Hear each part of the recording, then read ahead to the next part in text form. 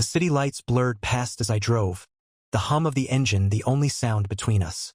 Lauren sat in the passenger seat, scrolling through her phone, her nails tapping lightly against the screen. I hadn't spoken in minutes, not since we left the event. Not since I caught a glimpse of something that made my stomach twist. I wasn't supposed to see it. It was one of those moments where fate plays its cruel little tricks. Her screen lit up at just the right angle, just long enough for my eyes to catch a name. Ethan. A heart emoji next to it. The kind of detail you don't miss when you've been married for 5 years and your wife has never once put a heart next to your name. A normal person wouldn't have reacted right away. A normal person would have played it cool. But my body didn't wait for my brain to catch up. My hands gripped the steering wheel so tight it felt like my knuckles might snap. My foot pressed harder on the gas. Lauren barely noticed. I glanced at her again. She was smiling, smirking even. Whatever was on that screen was making her very, very happy. I should have said something right then, but the words lodged themselves in my throat. I could feel my heartbeat in my ears. I needed to know before I accused her of something this big. Then my phone vibrated in my pocket. Still gripping the wheel with one hand, I pulled it out and glanced at the screen. A text from an unknown number. Hey man, you don't know me, but you need to check your wife's texts with Ethan. I'm sorry. My pulse slammed against my ribs. My mouth went dry. The world outside the windshield suddenly felt like it was spinning. I didn't even realize I had slammed the brakes until the car behind us honked loud enough to jolt me out of my haze. Lauren whipped her head toward me, eyes wide. What the hell, Adam? She snapped, bracing herself against the dashboard. Couldn't hear her. Not over the rush of blood in my ears. Not over the weight of the message sitting in my lap like a loaded gun. I inhaled sharply, forcing my voice to stay calm. Who's Ethan? It was just a name. A simple, harmless name. But I saw it the second it left my mouth. The flicker of panic in her eyes. It was barely a second, barely even noticeable, but it was there. Her mouth opened, then closed. A beat too long before she said, What? Not who. Not Ethan who? Just what? Like she needed time to think. Like she needed time to lie. I turned my body toward her, gripping the phone so tight my fingers ached. Who the hell is Ethan? And just like that, the air in the car turned thick, suffocating. The city outside blurred into nothing, because I already knew. I knew before she even opened her mouth. Lauren blinked, once, twice, then she scoffed, like I had just asked her the dumbest question in the world. Are you serious right now? She said, tossing her phone into her lap and folding her arms. Defensive. Classic. Ethan is just a friend from work. Jesus, Adam. She was good. Too good. The way she rolled her eyes. The way she acted like I was the one being crazy. It was rehearsed. Practiced. She didn't even ask how I knew the name. That's what normal people do when they're innocent. Instead, she went straight to gaslighting. I wasn't having it. I unlocked my phone with shaking hands and shoved the screen toward her. Then explain this. Her gaze flicked down to the message from the unknown number. For a split second, just one, her mask cracked. Her throat bobbed in a swallow. Then, just as quickly, her face smoothed out, and she let out a sharp laugh. Oh my God! She actually laughed. You're seriously believing some random number over your own wife? She reached for my phone like she was going to grab it, but I yanked it away. Unlock yours. I shot back. That wiped the smirk off her face. Excuse me? You heard me. If he's just a friend, unlock your phone and show me. Her fingers tightened around her own phone, knuckles going pale. She didn't say anything at first. She just looked at me and I saw it, her brain calculating, weighing her options, deciding whether she could still talk her way out of this or if she needed a different approach. Then she did something I wasn't expecting. She smirked. A slow, deliberate smirk as she turned her screen toward me. Oh no, she said, fake pouting. Looks like my battery's dead. I nearly laughed out loud. The absolute audacity. I had just seen her texting. Her screen had been on 2 minutes ago.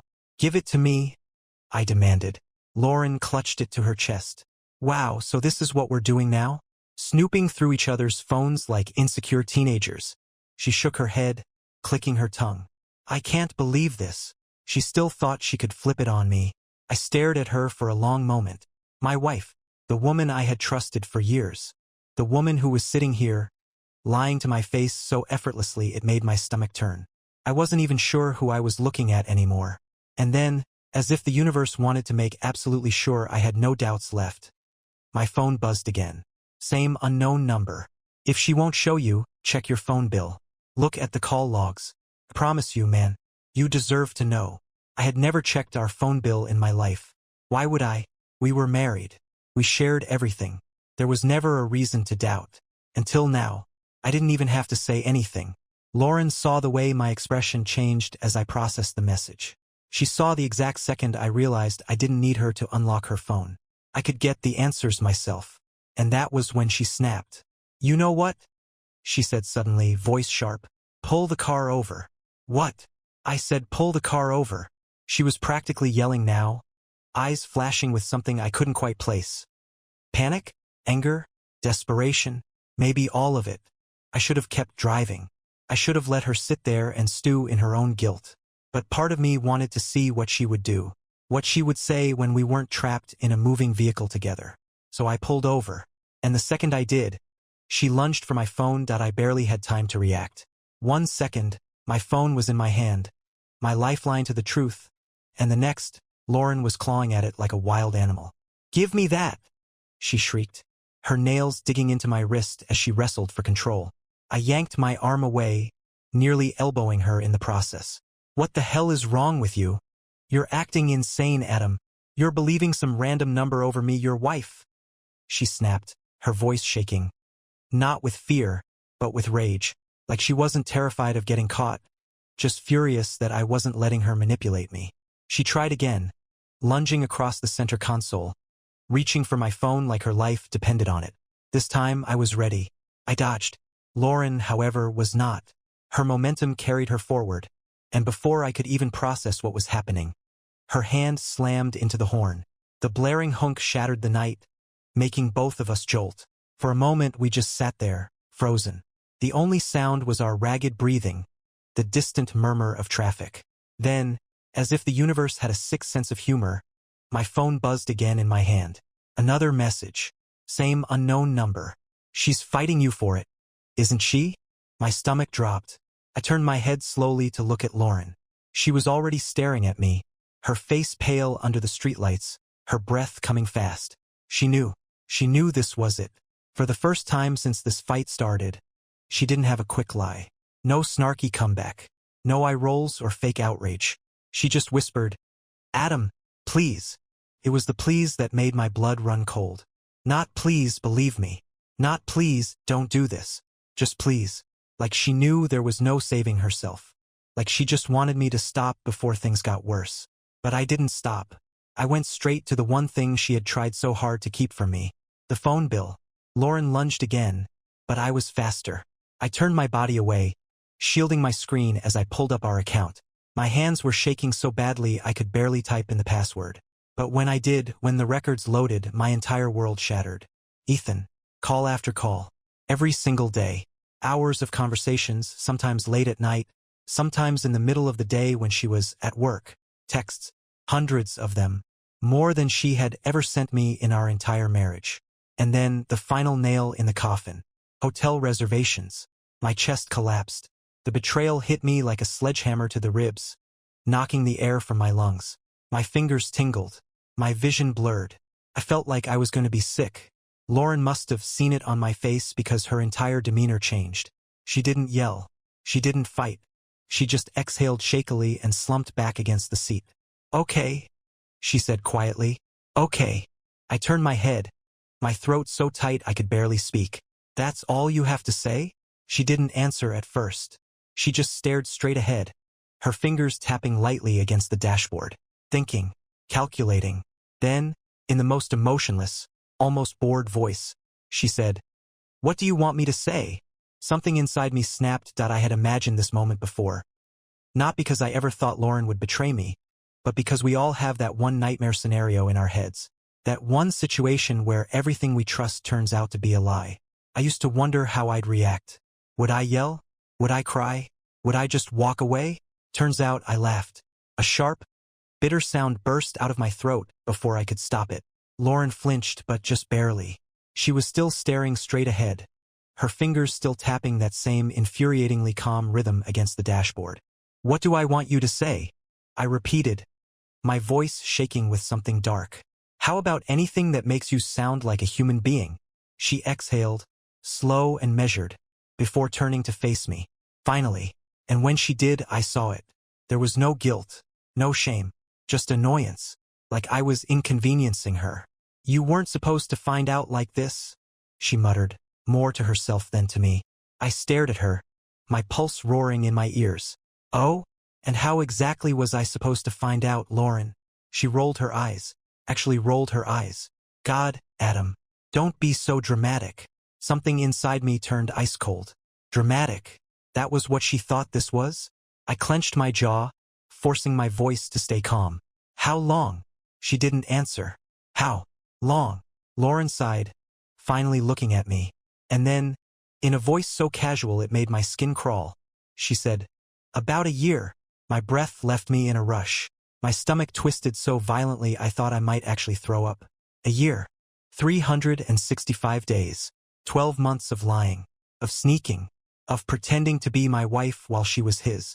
I gripped the steering wheel, needing something, anything to keep me grounded. And you were never gonna tell me. She shrugged.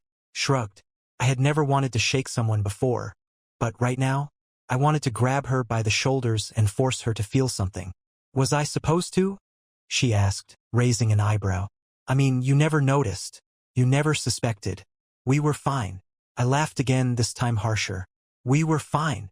She sighed like she was talking to a child. Adam, let's not do this. It happened. You know now. So what do you want to do about it? The casualty in her voice, the complete lack of remorse, made something in me break. She had already moved on. For her, this conversation wasn't an apology. It was just an ending, and not even a particularly dramatic one, just a formality. She was sitting here, acting like she was letting me go, like she had already decided we were done, and she was just waiting for me to catch up.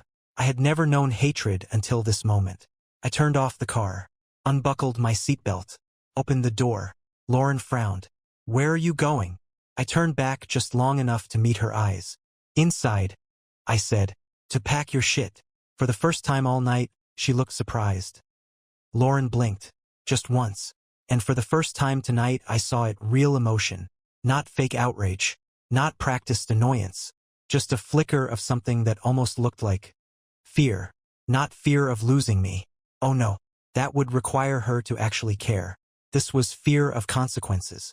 She hadn't expected this. She thought I'd scream, maybe cry, maybe punch a wall, but she didn't expect me to be done. I stepped out of the car, slamming the door behind me.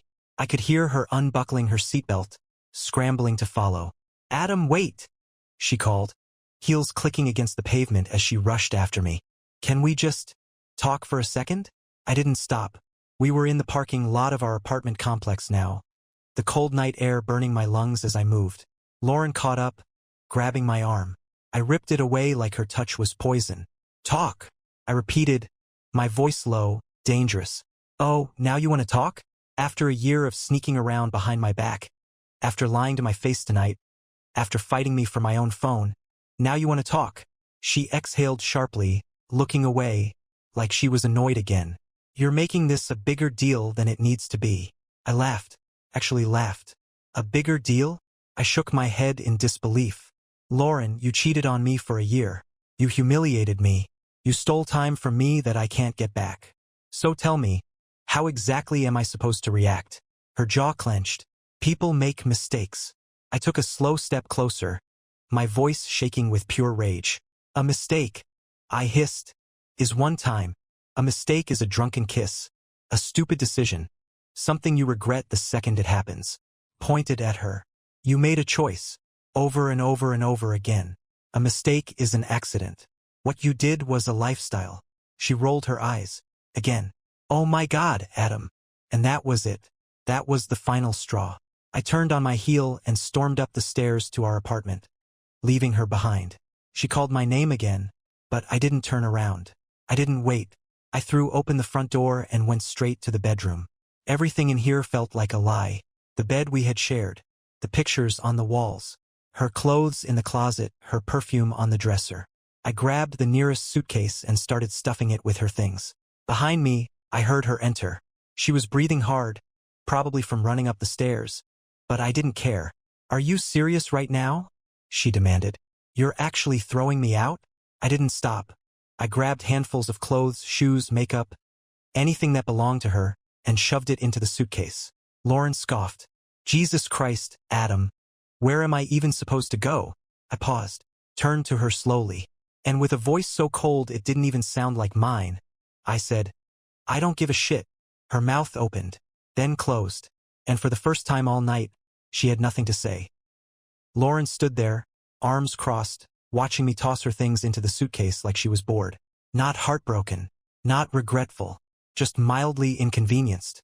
"You're being so dramatic," she muttered, rubbing her temples. I ignored her.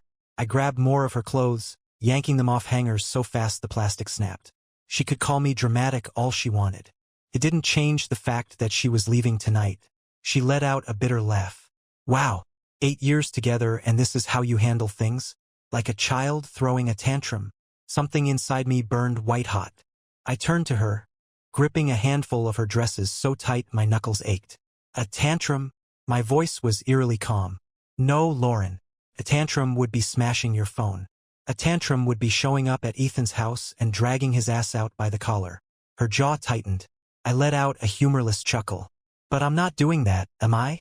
I'm just making sure the woman who spent a year lying to me, sleeping in my bed while sneaking off to his, gets the hell out of my house." She rolled her eyes, but this time it wasn't as confident. I could feel it, the shift. She was realizing that she didn't have control anymore. I zipped up the suitcase, yanked it off the bed, and shoved it into her arms. She barely caught it in time. "Seriously?" I stepped closer, dropping my voice. "Get out," she scoffed, shaking her head.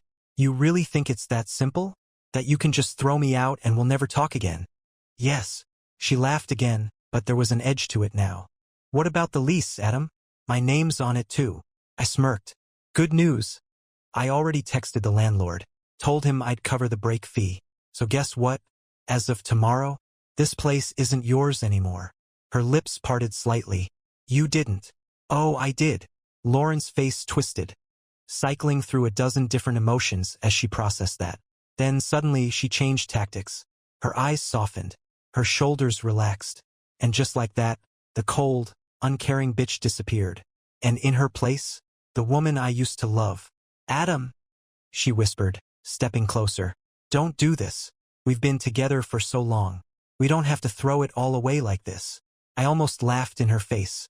There she was, the real Lauren, the manipulator, the liar, the woman who could flip a switch when it suited her.